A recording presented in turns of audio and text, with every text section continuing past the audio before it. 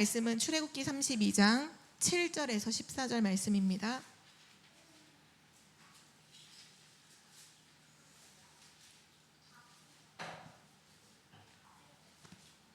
출애굽기 32장 7절에서 14절 말씀을 우리 한 절씩 교독하시겠습니다.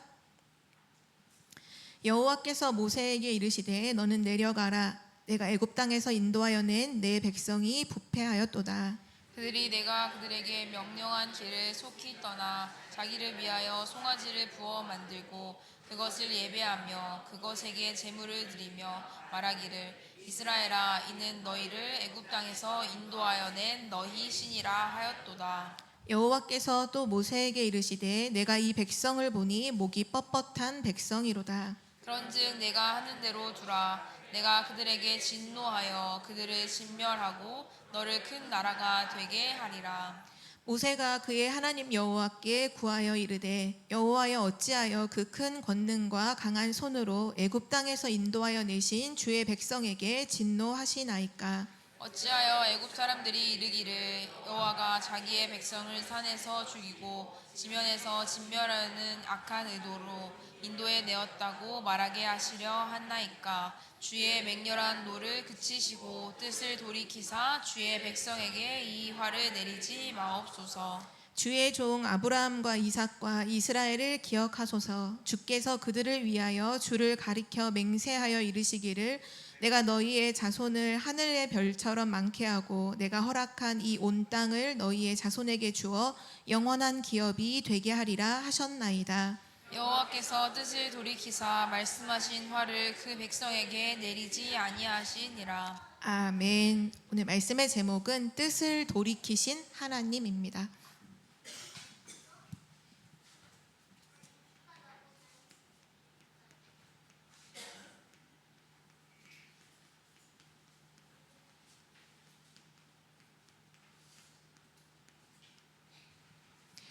하나님께서 뜻을 돌이키실 때는 딱 두 가지 때 하나님께서 뜻을 돌이키시죠.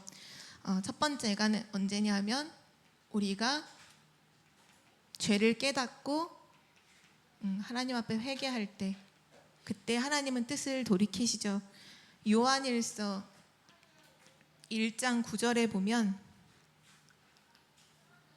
그는 미쁘시고 의로우사 우리 죄를 사하시고 우리를 모든 불의에서 건지실 것이다. 내가 너의 죄를 자백하면, 하나님 앞에 우리가 죄인임을 고백하고 우리의 죄를 자백하면, 고백하면 그는 하나님은 미쁘시고 믿음직스럽고 신뢰할 수 있는 전능하신 하나님이시기 때문에 우리 죄를 사하시고 우리를 모든 불의에서 건지실 것이다 말씀하셨죠. 그래서 우리가 회개할 때 하나님은 뜻을 돌이키시고요. 또 언제 뜻을 돌이키시냐 하면 오늘 모세가 했던 거죠. 자신의 죄가 아니라 다른 사람의 죄 진 모습을 보면서 도리어 대신 중보로 기도할 때, 오늘 이스라엘 백성이 하나님 앞에 죄를 짓고 우상 숭배했는데 그 모세가 이스라엘 백성을 두고, 죄 지은 그 이스라엘 백성을 두고 중보로 기도할 때 하나님께서는 뜻을 돌이키셨어요. 오늘 말씀 14절 나오는 것처럼 여호와께서 뜻을 돌이키사 말씀하신 화를 그 백성에게 내리지 아니하시니라 말씀하셨죠. 우리 오늘 말씀을 통해서 그 죄라고 하는 부분을 두고서 좀 같이 생각을 하고, 또 여기에서 사실 모든 사람은 죄에서 자유로울 수가 없잖아요. 물론 그리스도께서 우리의 모든 죄를 사하시고 죄에서 자유케 하셨음에도 불구하고 우린 연약한 육체를 갖고 있기 때문에 죄의 유혹을 받죠. 사단의 공격도 받고요. 그래서 죄를 막 좋아하는 건 아니지만 안 그러고 싶은데도 죄를 지을 수밖에 없는, 그러니까 어떻게 보면 전도자 바울도 로마서 7장에 보면 그 고백을 하잖아요. 내가 마음으로는 하나님의 법을 따르고 싶은데 내 육신이 자꾸 죄의 법을 따른다. 그래서 오호라 나는 공고한 사람이다. 이 몸에서 나를 누가 건져낼까, 이렇게 쭉 얘기를 하잖아요. 그것처럼 그 얘기는 전도자 바울도 그 죄라고 하는 것에 유혹을 받고 거기에 뭔가 넘어지기도 하고 그랬다는 거죠. 그러면 오늘 우리가 죄를 두고서 이제 그리스도로 구원받았으니까 우리 모든 죄가 다 끝냈으니까 마음대로 죄를 짓자, 그렇게 될 수가 없죠. 가끔씩 보면 이제 구원파인 경우에는 그런 경우가 있잖아요. 이제 마음대로 죄를 져도 이미 그리스도 다 끝냈기 때문에 상관이 없다. 근데 성경에선 분명히 밝히고 있죠. 죄를 사랑하고 죄를 따라가면 죄의 종이다, 이렇게 말씀했죠. 예수 그리스도로 말미암아 우리는 의의 종이 되었어요. 그리스도를 따르는 자가 되었죠.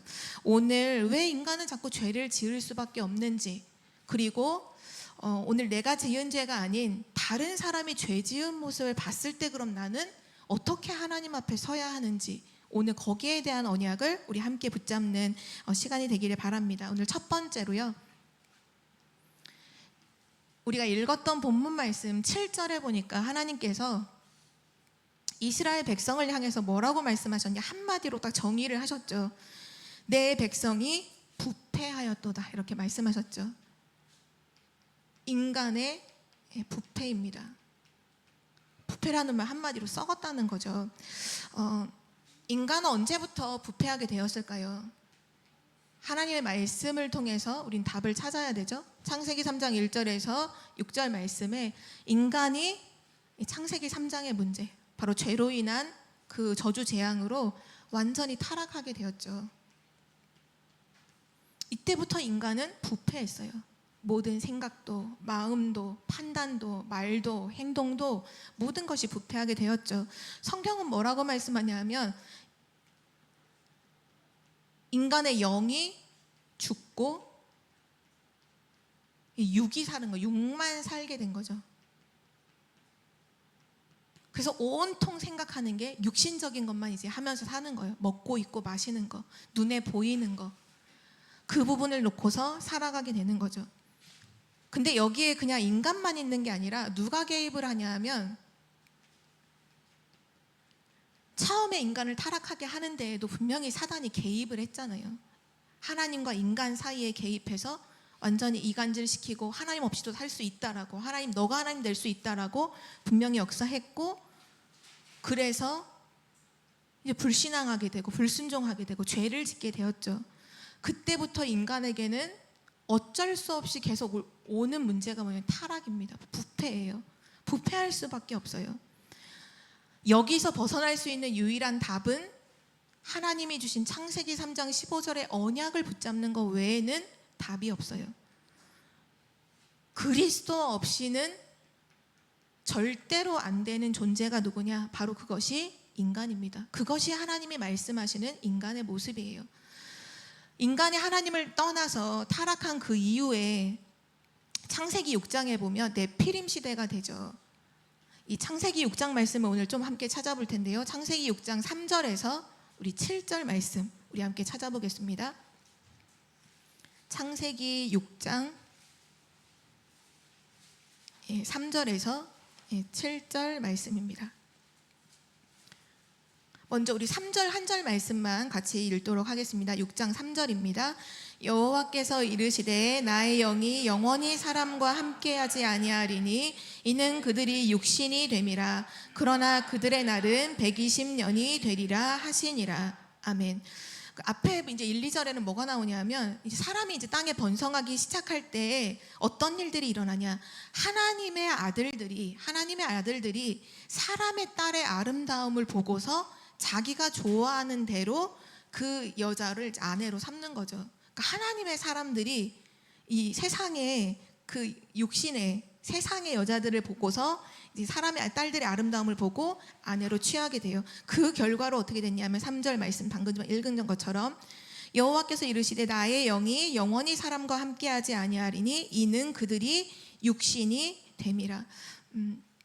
이 네피림 시대에 하나님의 아들들이 육신이 되었다고 성경은 말씀하고 있죠. 그 상태가 어떤 상태냐면 하나님의 영이 함께하는 상태가 아니에요. 하나님의 영이, 내 영이 그들과 함께 있지 않다. 그래서 그들이 육신이 되었다, 이렇게 말씀하죠. 그러면서 4절부터 7절까지 우리 교독하겠습니다.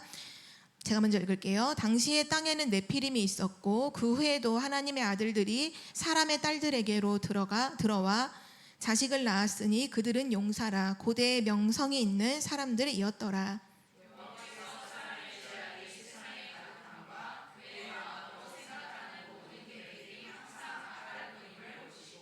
땅 위에 사람 지으셨음을 한탄하사 마음에 근심하시고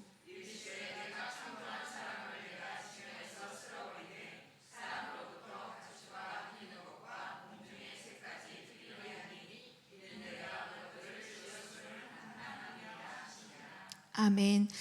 인간이 육신이 되면서 하나님의 영이 함께하지 않고 그러면 세상이 어떻게 됐냐? 5절 말씀에 죄악이 세상에 가득했다고 했죠. 죄악이 세상에 가득하고 사람들이 하는 모든 생각이 그 마음의 모든 생각하는 계획이 다 악할 뿐이다라는 걸 하나님이 보셨죠. 그러니까 사람들의 모든 생각, 마음의 생각이 그들의 모든 계획이 하나님의 보시기엔 악한 거예요. 이 악하다는 게 뭐 진짜 말 그대로 무슨 범죄하는 이게 아니라 하나님하고 맞지 않은 완전 불신 상태인 거죠. 마음도 생각도 그 모든 계획도 하나님이 없는 상태로 한다는 거예요. 하나님이 없는 마음, 하나님이 없는 생각, 하나님이 없는 계획들, 하나님이 주인이 되시지 않는 그 상황이 된 거죠. 이 상태가 바로 뭐냐 하면 부패한 인간의 모습이에요. 하나님이 없어요. 그 생각과 마음 속에 하나님이 없어요.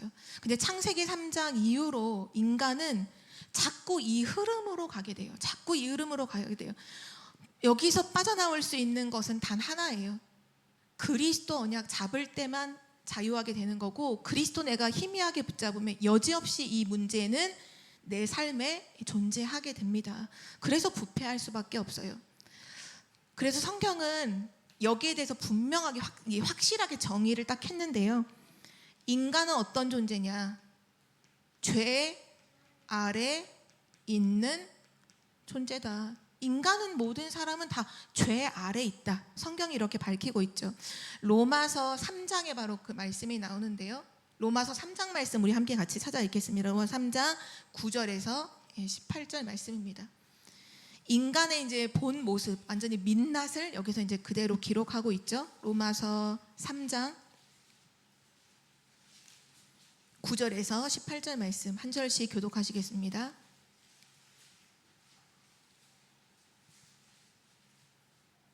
로마 교회를 향해서 썼던 전도자 바울의 서신서죠. 그러면 어떠하냐? 우리는 나으냐? 결코 아니라. 유대인이나 헬라인이나 다 죄 아래에 있다고 우리가 이미 선언하였느니라. 깨닫는 자도 없고 하나님을 찾는 자도 없고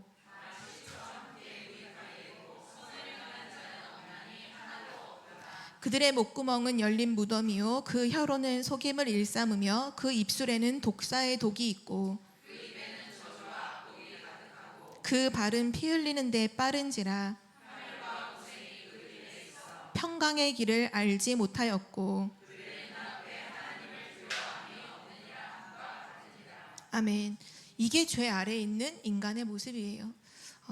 뭐 유대인만 그러냐 헬라인만 그러냐 아니 우리도 나는 나으냐 결코 아니라는 거예요. 우리도 똑같다는 거예요. 죄 아래에 있는 인간인 거예요. 모든 사람이 창세기 3장 이후로 태어난 모든 인간은 죄 아래에 있는 인간입니다. 나도 그렇고요. 다른 사람도 그렇고요. 누구나 모든 인간은 다 여기서 자유로울 수가 없죠.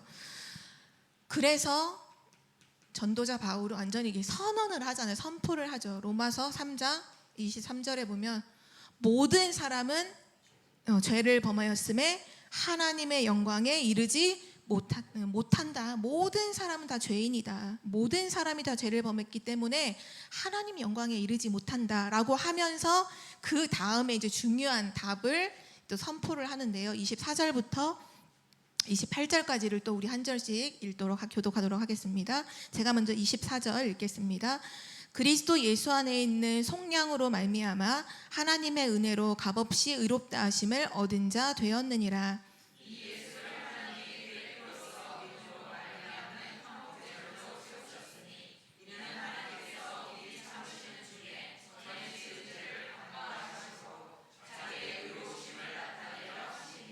곧 이때에 자기의 의로우심을 나타내사 자기도 의로우시며 또한 예수 믿는 자를 의롭다 하려 하심이라.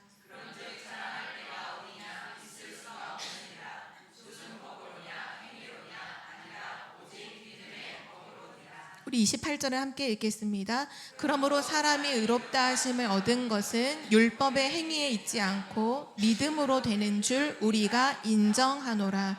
아멘. 우리가 이걸 인정하고 지금 우리가 이 자리에 앉아 있는 거죠. 모든 인간은요 다 죄 아래 있어요. 누구도 자유로울 수가 없어요. 누구도 이걸 이길 수가 없어요. 행위로, 노력으로요, 율법으로요 절대 불가능해요. 하나님이 정하신 한 가지 의가 있는데, 법이 있는데, 그것이 그 의로우신 예수 그리스도, 그게 하나님이 정하신 의예요. 근데 그 그리스도를 믿는 자도 의롭다 하시겠다고 하나님께서 정하신 거죠. 그래서 우리는 누구도 자랑할 게 없어요. 내가 뭘 어떻게 해서 된 게 하나도 없죠. 누구도 자랑할 게 없어요. 누구도 정죄할 수 없어요. 우리는 죄인이에요. 하나님께서 그리스도로 의롭다 하셨어요. 그 의롭다 하심을 얻은 칭의, 의롭다고 칭해진 존재죠. 바로 하나님의 자녀인 것입니다. 그래서 우리는 죄를 두고 생각할 때 항상 먼저 돌아가서 봐야 하는 것이 인간의 부패라는 거예요. 모든 사람은 다 죄를 졌다. 창세기 3장 문제에서 자유로울 수 없구나. 죄 아래에 있는 인간이구나. 정말 그리스도가 아니고는, 그 그리스도의 의가 아니고는 답이 없구나. 이거를 정말로 인정해야 돼요. 이것이 우리가 오늘 붙잡아야 될 첫 번째 중요한 언약이고요. 오늘 두 번째입니다. 인간의 부패, 분명히 이제 성경에서 기록하고 있고 이해하는데 중요한 건 오늘 이스라엘 백성을 두고 하나님께서 부패했다고 말씀하셨죠. 바로 이스라엘의 부패입니다. 어떻게 보면 신자의 부패라고 또 이렇게 칭할 수 있을 것 같아요.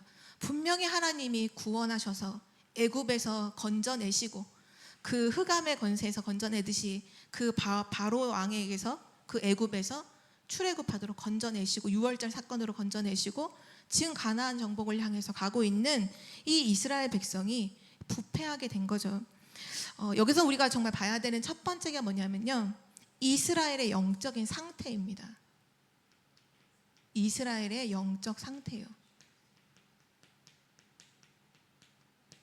지금 이스라엘이 어떤 행동을 하고 어떤 행위를 한 것도 중요하지만 더 중요한 건 뭐냐 하면 그 뒤에 눈에 보이지 않는 이스라엘의 영적 상태입니다. 아담과 하와가 창세기 3장의 그 사건을 저지르고 나서, 그러니까 하나님이 먹지 말라는 선악과를 따먹고 나서 부끄러워서 숨잖아요. 그때 하나님께서 뭘 질문하셨죠?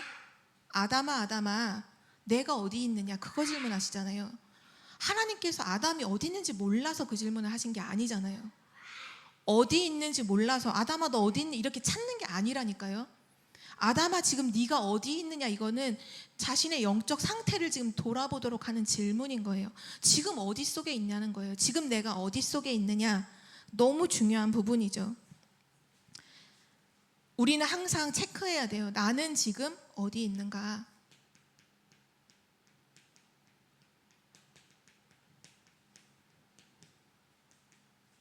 이것이 나의 영적 상태입니다. 나는 지금 어디 있는가. 이스라엘 백성은, 신부는 하나님의 백성이에요. 하나님께서 선택하시고 약속하셨죠. 나는 너의 하나님이고 너는 나의 백성이다, 이렇게 말씀하셨잖아요. 그러니까 신부는 뭐냐, 하나님의 자녀예요.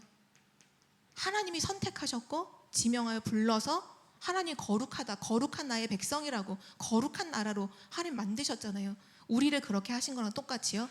그런데 이스라엘의 상태는 어떠했나요? 신부는 하나님의 백성인데, 신부는 하나님의 자녀인데 상태가 어떠냐면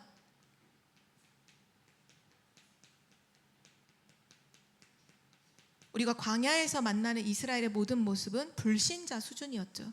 신부는 하나님 자녀인데 상태는 불신자 수준인 거예요. 더 구체적으로 확인을 해보면 이스라엘이 왜 부패하고 왜 오늘 우상숭배 할 수밖에 없었느냐를 조금 점검을 더 해보면 이스라엘은 지금 어떤 상태였냐면요, 하나님이 주신 언약이 없는 상태였어요. 언약을 놓친 상태였어요. 하나님의 자녀가 언약을 놓치면, 언약 없이 살면 반드시 세상에서 방황하게 됩니다. 하나님의 자녀는요, 하나님 주신 말씀을 가지고 사는 존재예요. 이번 주 강단 말씀처럼 말씀에 사로잡혀 사는 것이 특별한 응답이 아니라, 특별한 것이 아니라 당연한 거예요. 하나님의 자녀는 하나님의 말씀에 사로잡혀 그 말씀을 따라가는 존재가 하나님의 자녀죠. 그래서 신명기서의 말씀에 말씀하시잖아요. 그 광야에서 만나를 먹이시고 했던 모든 그 훈련을 왜 시켜주셨느냐. 내가 너를 광야에서 낮추고 그 광야에서 그 만나 먹이고 그거 했던 불기둥 구름기둥으로 인도했던 이유는 너로 하여금 내 말을 듣는지 안 듣는지 그거 알게 하시려고, 사람은 하나님의 모든 말씀으로 사는 존재라는 걸 알게 하려 하심이라 분명히 말씀하셨죠. 하나님의 백성은요, 하나님 자녀는요, 하나님의 말씀 잡고 살아요. 하나님 말씀으로 살아요. 언약 가지고 살아요. 그래서 언약 없는 상태, 그 영적 상태로 살면 당연히 방황하게 되어 있어요. 사람들의 말에 따라갈 수밖에 없어요. 세상의 소리에, 세상의 여론에 따라갈 수밖에 없어요. 왜냐? 기준이 없잖아요. 하나님 말씀이 기준인데 내가 지금 하나님 말씀이란 기준이 없어버리니까 그냥 무슨 돛 없는 그 배처럼 그냥 다 휘둘려 사는 거죠. 바람에 나는 겨처럼 그렇게 사는 거죠. 이스라엘 백성이 그렇게 살고 있어요. 광야 길을 걸어가면서도 진짜 언약 가진 사람들은 다 언약 붙잡고 문제 오면 언약 잡고 다 기도하며 넘어가는데, 이스라엘 백성은 이거 없으니까 계속 불평하고 불만하고 불신앙하는 걸 반복했죠. 또 이스라엘은 어떤 상태였냐면요, 영적인 힘이 없는 상태였어요.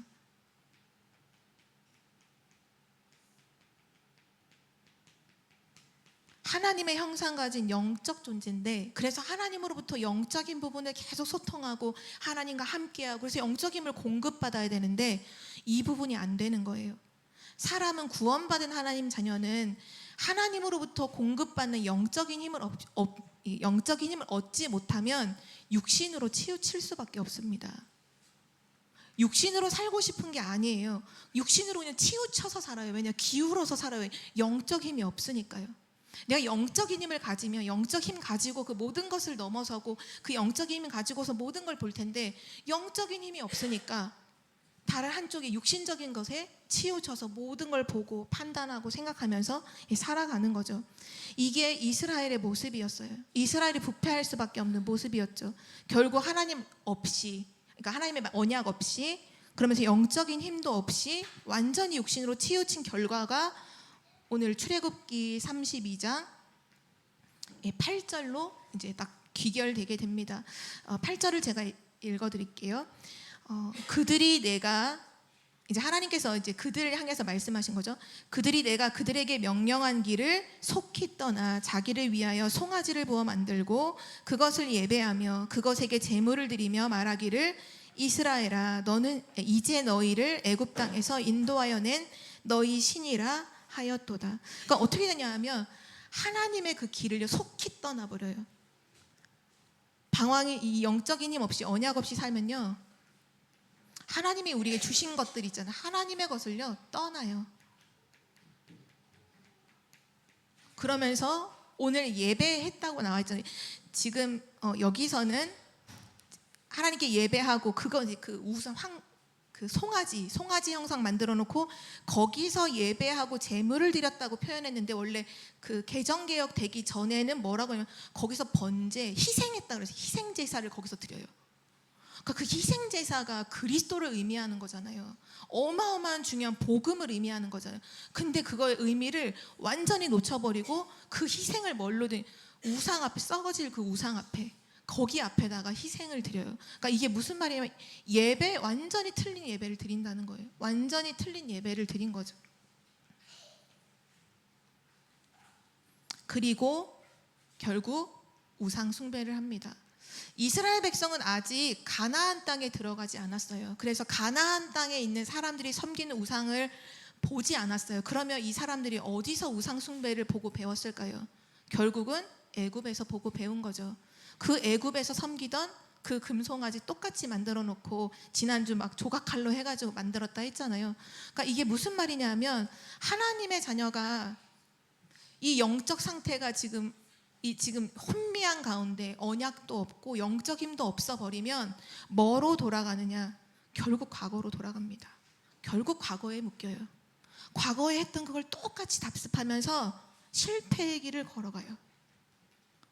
애굽이 그 우상 숭배하면서 10가지 재앙으로 망하는 걸 봤잖아요. 망하는 걸 봤거든요. 근데 그 실패할 길을 다 까먹고 그 망했던 거 다 잊어먹고 그 똑같이 따라 엄청 무지한 거죠. 정말 엄청 무지한 거예요. 완전히 이 지식도 어두워지는 거예요. 모든 게 다 어두워져서 부패하게 되었습니다. 이게 이스라엘의 모습이에요. 어떻게 보면 우리의 모습일 수도 있고 또 현장의 모습일 수도 있겠죠. 근데 중요한 것은 오늘 세 번째인데요. 이 소식을 하나님이 모세에게 알려주시잖아요. 지금 빨리 내려가라. 넌 내려가라. 내 백성, 너가 애굽에서 이끌어냈던 내 백성 부패했다. 속히 하나님 길 떠나서 지금 이 우상 앞에 이거 하고 있다라고 하나님이 모세에게 알려주시죠. 그러면서 하나님께서 바로 이렇게 말씀하세요. 모세에게 내가 이 백성들을 완전히 이 백성 보니까 목이 뻣뻣한 인간이라 아니고 백성이다. 목이 뻣뻣한 백성이다. 그래서 내가 하는 대로 이렇게 가만둬라 하면서 뭐라 말씀하세요? 내가 그들에게 진노해서 그들 다 망하게 해버리고 내가 너를 통해서 다시 큰 나라를 이루게 할 테니까 그 백성 데리고 이제 가나안 들어가라는 거죠.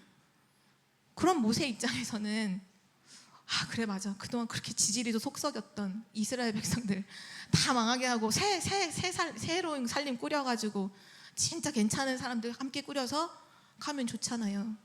하나님께서 그렇게 말씀하셨거든요. 내가 이 진노하니까 이 백성 다 진멸하고 너로 큰 나라가 내가 되게 하겠다. 하나님은 능치 못함이 없으니까 그렇게 하실 수 있잖아요. 그런데 그때 모세가 뭐 하냐면요. 중보기도 합니다. 모세의 중보기도입니다.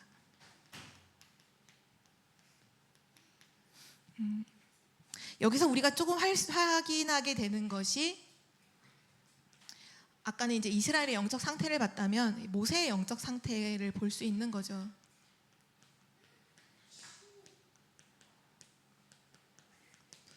오늘 우리 하나님 앞에서 이 언약 앞에서 오늘 나의 영적 상태도 점검해보는 중요한 시간이 되기를 정말로 기도해요. 우린 현장에서 많은 사람들을 만나게 돼요. 이번 주도 많이 만나셨죠. 현장에서 많은 사람들을 우리는 만나요. 불신자들도 만나고요. 그때 불신자들의 모습을 우리는 보죠. 불신자의 모습을 봐요. 또 우린 신앙생활하는 교회의 한 일원이니까요. 이 교회 안에서 그 믿음의 성도들의 모습을 또 보게 돼요. 우리는 또한 가장 가까이에 있는 이 가정 안에서 가족들의 모습도 우리는 보게 됩니다.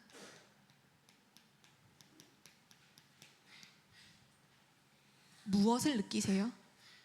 무엇을 느끼고 계시나요? 지금 불신자들의 현장에서 내가 만나는 그 불신자들의 모습을 보면서 뭘 느끼세요? 교회 안에 있는 우리 성도들 믿는다고 하는데 저 모습은 이러면서 어떤 걸 느끼시나요? 또는 가정 안에서 가족들의 모습, 그 가족도 믿는 가족일 수도 있잖아요. 믿는 가족의 모습을 통해서 뭘 느끼시나요? 너무 답답하다 이렇게 느끼실 수도 있고요. 너무 실망할 수도 있죠. 분노할 수도 있어요. 어떻게 저럴 수 있어? 어떻게 저럴 수 있지? 막 분노할 수도 있어요. 또는 포기할 수도 있어요. 안 되네. 안 되겠네. 안 되겠다. 안 바뀐다. 이렇게 생각할 수도 있겠죠. 중요한 건 우리가 평상시 때는 잘 몰라요. 근데 문제 앞에서 나의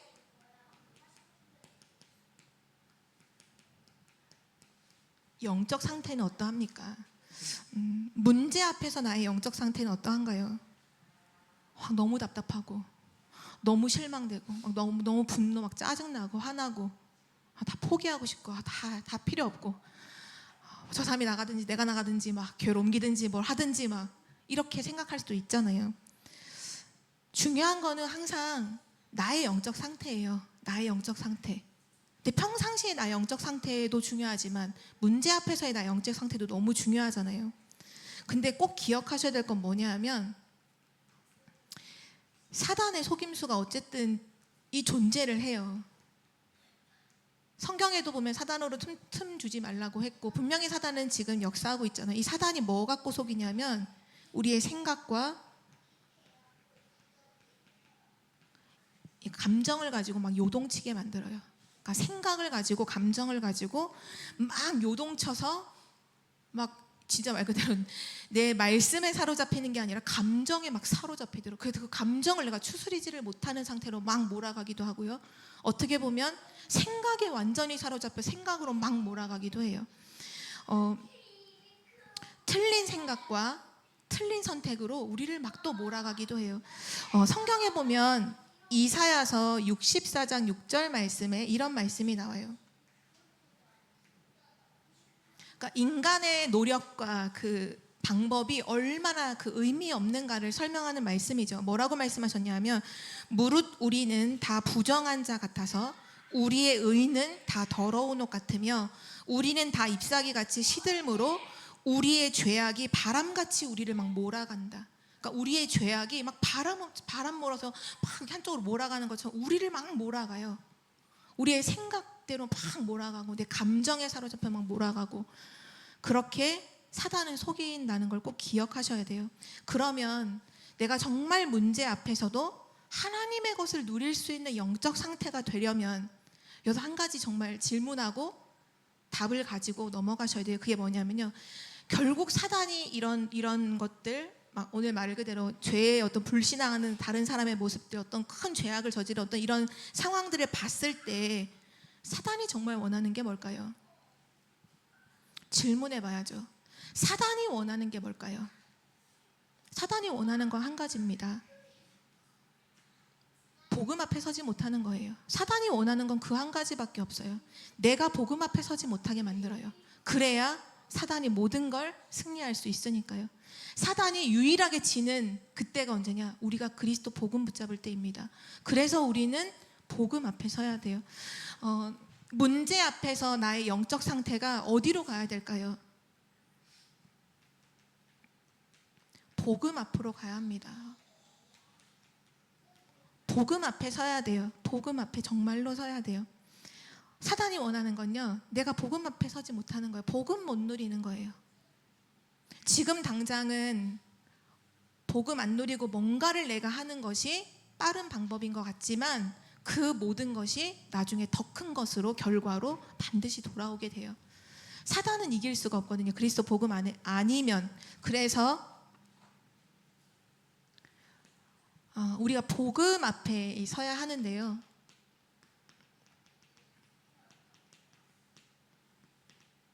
오늘 모세가 이스라엘의 이런 부패한 모습을 보고 뭐 하기 시작했냐? 기도하기 시작했어요.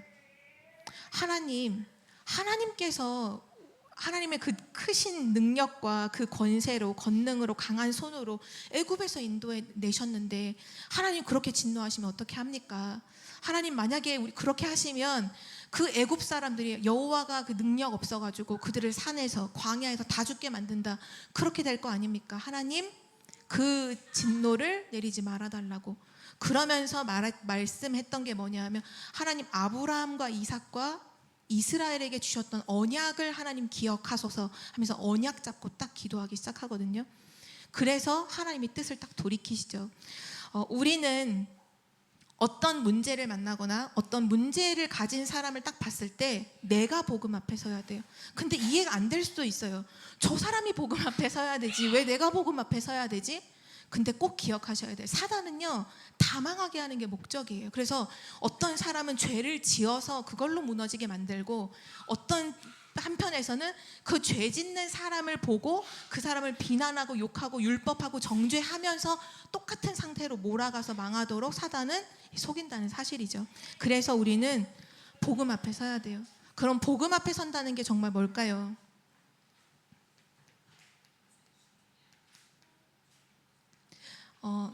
갈라디아서 2장 20절인 것 같아요. 내가 그리스도와 함께 십자가에 못 박혔나니 그런즉 이제 나는 내가 사는 것이 아니고 내 안에 그리스도께서 사신 것이다. 여기서 꼭 인정해야 될 게 꼭 있어요. 우리가 복음 앞에 선다고 했을 때 꼭 인정한다는 건 뭐냐 하면요, 절대 불가능한 인간을 꼭 인정해야 돼요. 아니 어떻게 저럴 수 있어? 어떻게 저런 죄를 질 수 있지? 몰라서 그래요. 절대 불가능한 인간이에요. 인간이라서 그럴 수밖에 없어요. 아니 어떻게 절대 불가능한 인간이에요.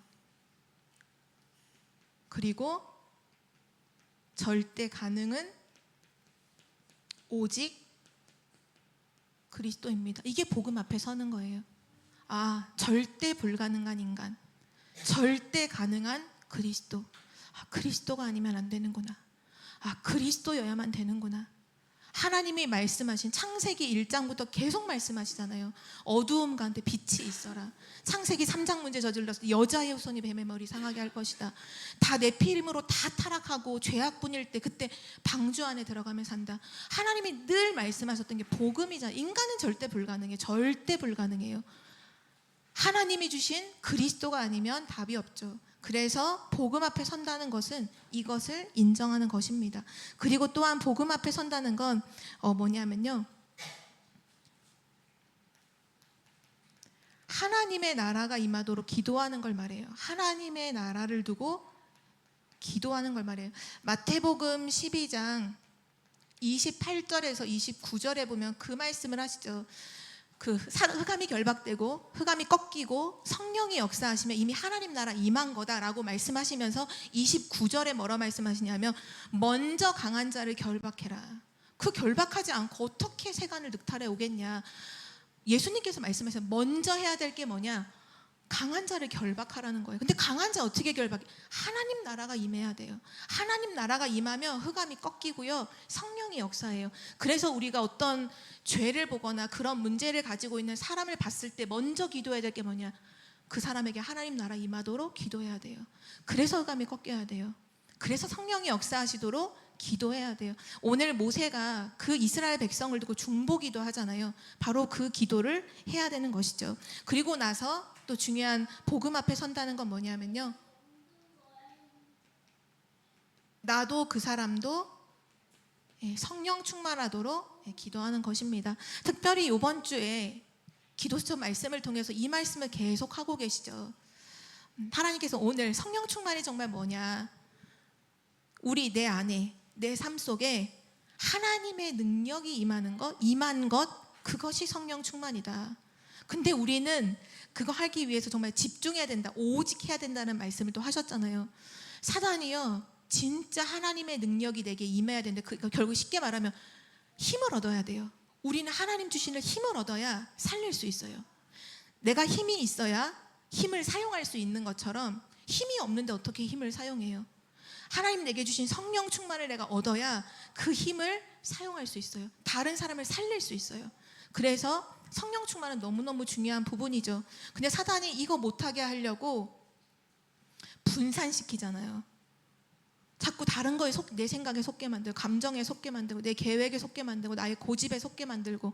오늘 그 기도수첩 말씀에 그 3번 대지에 보면 그 얘기도 하셨잖아요.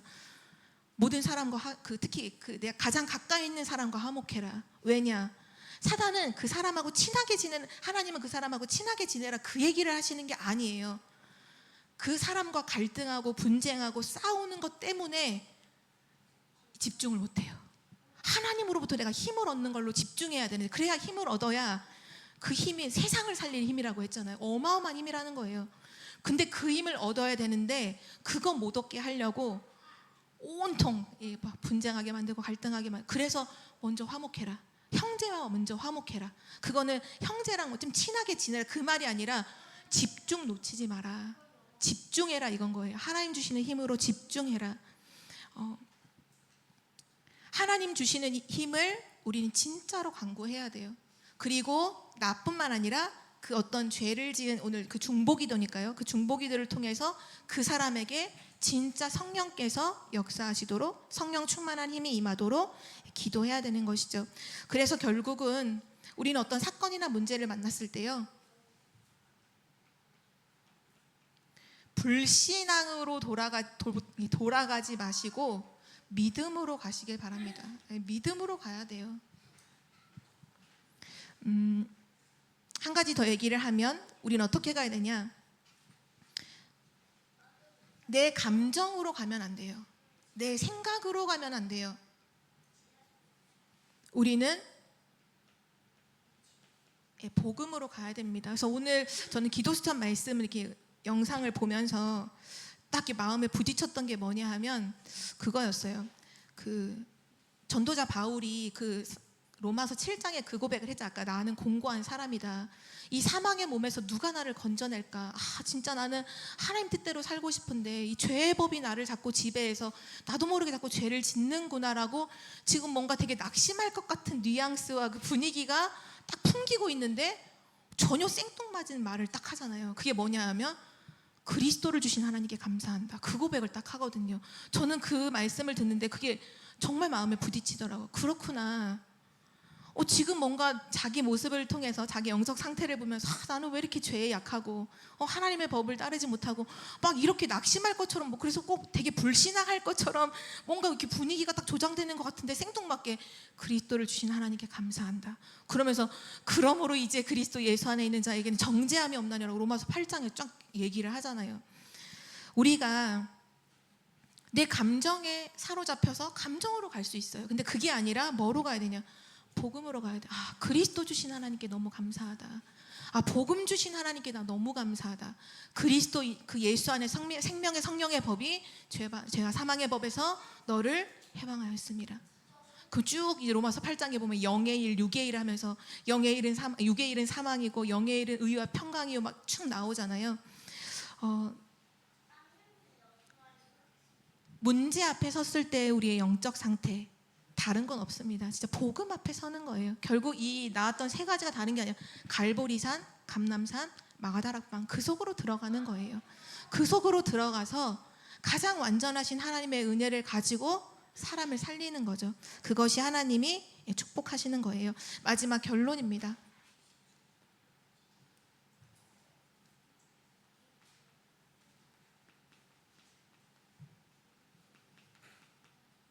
오늘 모세도 중보기도를 했죠. 그리고 하나님 뜻을 돌이키셨어요. 성경에도 보면 전도자 바울도 정말 중보기도를 했다는 게 성경의 기록에 쭉 나와 있거든요. 특별히 이제 서신서들을 보면 서신서의 1장에는 언제든지 내가 너희를 생각할 때마다 항상 하나님께 간구하고 내가 너희를 위하여 간구함은 내가 너희를 향해서 기도의 함은 막 이렇게 쭉 하면서 나오는 게 오늘 다 읽지는 못하겠지만요. 한번 가정에서 확인해 보시기 바랍니다. 에베소서 1장 15절에서 23절. 에베소 교회를 향해서 중보 기도했던 내용이고요. 또 빌립보 교회를 향해서는 빌립보 1장 3절에서 7절 말씀. 또 골로새 교회를 향해서는 골로새서 1장 3절에서 6절 말씀.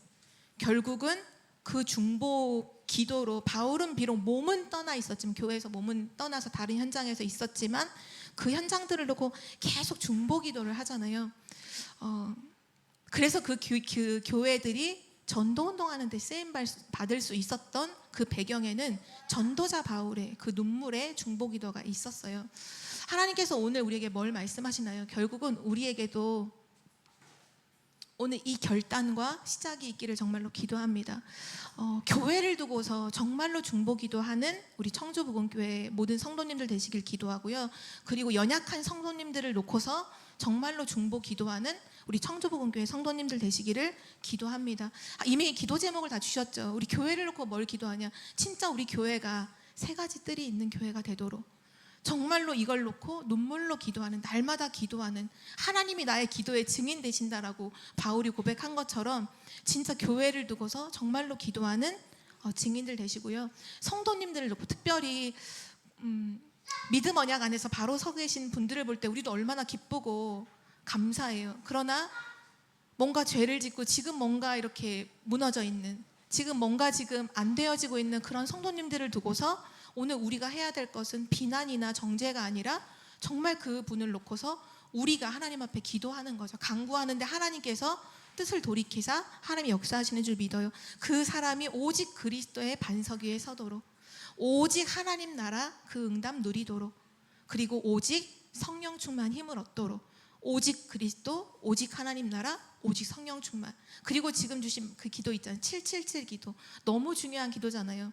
하나님의 성삼위 하나님의 영으로 충만하게 하도록, 보좌의 능력과 삼시세대의 능력이 정말로 임하도록, 그 흑암을 이기는 그 능력과 오력과 하나님 주신 CVDIP와 그리고 세 가지 뜰에 응답받는 정말 망대로 세워지도록 하나님이 이 사람을 축복해 달라고.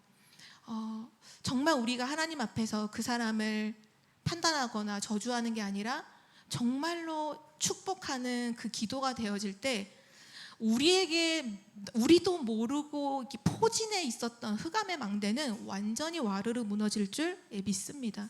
진짜 우리가 복음 붙잡고 살리는 그 축복의 중보기도 속에 우리 성도복음교회 모든 성도님들이 계시기를 기도합니다. 하나님 아버지 감사합니다. 오늘 모세의 중보기도를 통해서 하나님께서 뜻을 돌이키셨던 그 언약의 말씀을 우리에게 허락해 주심을 감사합니다. 절대 불가능한 인간이기에 절대 가능한 그리스도를 24시 붙잡는 축복 속으로 들어가게 하여 주옵소서.